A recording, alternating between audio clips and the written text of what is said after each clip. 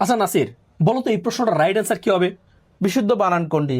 কৃষিজীবী কৃষিজীবী কৃষিজীবী কৃষিজীবী, ভাই সবগুলো তো শুদ্ধ ভাই, অশুদ্ধ কোনটা আবার? এইটা জানলা না নাসির?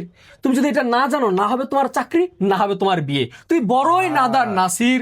এই প্রশ্নটা এমন কোন চাকরি পরীক্ষা নাই, এমন কোন প্রতিযোগিতামূলক পরীক্ষা নাই এই প্রশ্নটা আসে নাই।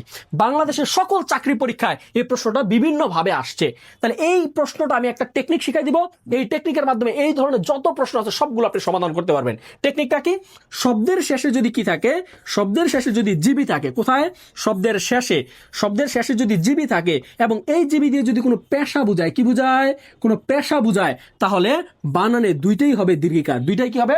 দীর্ঘিকার। আর শব্দের শুরুতে, শব্দের শুরুতে যদি জিবি থাকে, শব্দের শুরুতে যদি জিবি থাকে, তাহলে একটা হবে দীর্ঘিকার, একটা হবে রসিকার। তাহলে এখানে দেখেন তো আছে কৃষিজীবী। তাহলে কৃষিজীবী এটা কি বুঝাচ্ছে? কৃষিজীবী দিয়ে কাজ বুঝাচ্ছে। কৃষিজীবী কি বুঝায়? কাজ বুঝায়। যেহেতু কাজ বুঝাচ্ছে এবং জীবীটা আছে কোথায়? শব্দের শেষে। শব্দের শেষে জীবী এবং কাজ বুঝাচ্ছে। তার মানে এটা রাইট অ্যান্সার হবে। কোথায় আছে দীর্ঘিকার দুইটা? এখানে আছে দীর্ঘিকার দুইটা। রাইট অ্যান্সার হচ্ছে কৃষিজীবী, অপশন গ। একই আবার একটা প্রশ্ন দেখেন, একই টেকনিকে আরেকটা প্রশ্ন আসছে, কোন বানানটি শুদ্ধ? এখানে দেখেন বলছে বুদ্ধিজীবী বুদ্ধিজীবী বুদ্ধিজীবী বুদ্ধিজীবী। তাহলে দেখেন এখানে বুদ্ধিজীবী দিয়ে কি বুঝাচ্ছে? বুদ্ধিজীবী, জীবীটা আছে কোথায়? শব্দের শেষে। শুরুতে দেখতে হবে কোথায় আছে? শব্দের শেষে জীবী।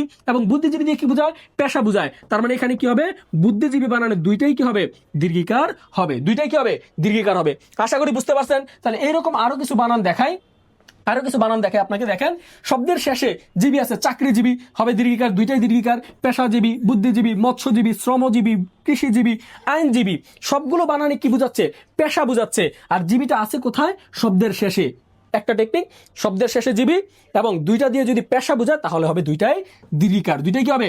দীর্ঘিকার। আর শব্দের শুরুতে যদি জীবী থাকে তাহলে হবে একটা দীর্ঘিকার, একটা রসিকার। যেমন জীবিকা, জীবিত, জীবিতাশা, জীবিতেশ, জীবী বিকাশ। তাহলে এই শব্দগুলোর বানানে কি হবে? শব্দগুলোর বানানে প্রথমটা দীর্ঘিকার, তারপরটা রসিকার। শব্দের শুরুতে আছে এর জন্য প্রথমটা দীর্ঘিকার, পরেরটা রসিকার। শব্দের শেষে আছে এবং পেশা বোঝায়, দুইটাই দীর্ঘিকার।